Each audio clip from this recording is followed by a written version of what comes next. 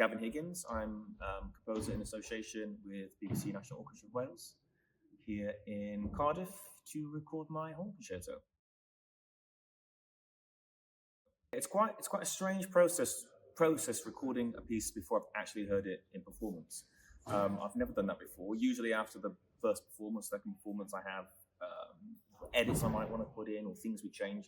So it's quite unusual doing it this way around, actually.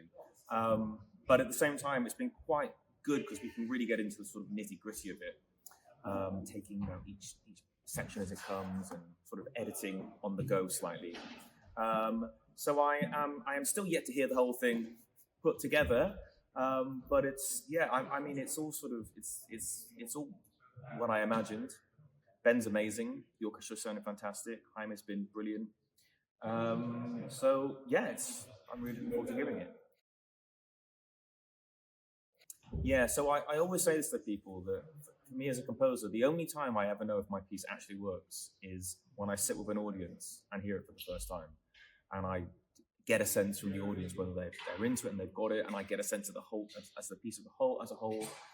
Orchestras tend to play a bit differently in a performance. They kind of sit on the edge of their seats a bit more. So for me, the premiere is still something I'm really looking forward to and quite excited to see what the audience make of it. I find the whole recording process really great, actually, because it's far more relaxed than having to do it in a performance. If someone splits a note or if someone comes in the wrong place, you can just stop and start again.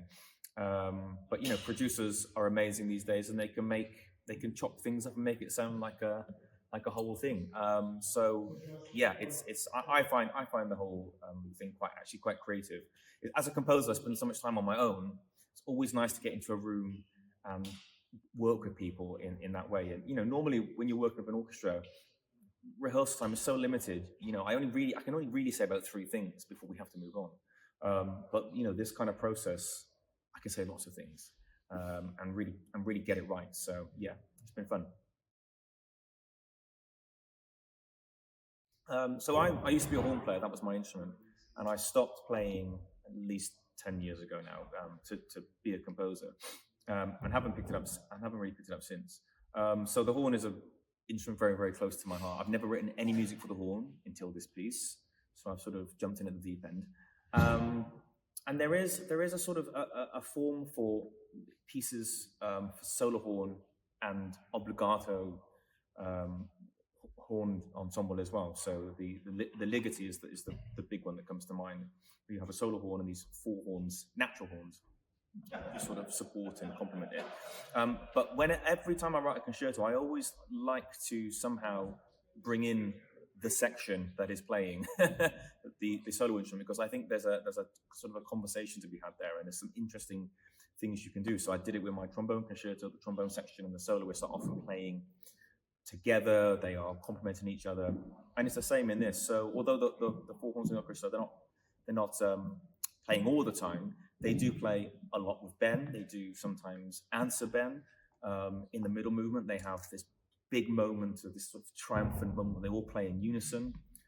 There's only one part in the piece where all the horns are playing exact unison, all 5 horns in unison, which is in the first movement. So it's just a nice little way of sort of joining the soloist up with the orchestra in quite a sort of explicit way, as opposed to just being this person at the front against all these sort of people behind. So yeah.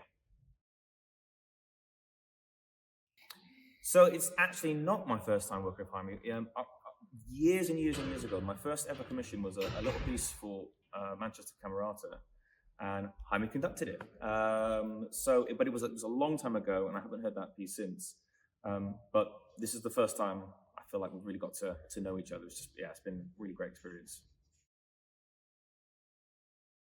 So this is a concerto. It's quite a sort of standard concerto in many ways. 3 movements: a slow middle movement, a fast final movement, and it sort of follows on in the sort of the shadow of other horn concertos, where the last movement is a rondo, the second movement is this slow thing, and the first movement is the most sort of complex and challenging musically. But it's huge. So most horn concertos they don't get they don't go much further than about 15 minutes, maybe 18 minutes. This is about 28, 29 minutes or so. So it's a really substantial piece. You know, violins get to do that, pianists get to do that, but horn players never get to do that. So that's one thing to sort of to think about when you listen to this piece. But it's also very much inspired by the place I grew up, which is a forest, Forest of Dean, in the West Country. So it's very there's a lot of wooden sounds, which is quite an explicit thing, but also the sort of themes I explore in it are about sort of woodlands, forests, trees, dirt, grass, bark, insects. It's all these kind of tangible, dirty things. And for me, like, the horn is, you know, the horn, as we know it now, its origins were in the hunt, where, you know, people would ride on horseback and use horns to sort of signal across forests to each other. So if there's ever a sort of instrument that I have sort of that is designed to be in the forest, it's the horn. So that was sort of my my creative process into this piece. So yeah, 3 movements. The first movement is called Understory, which is all about sort of life on the forest floor. The next movement is called Overstory, which is about the canopy.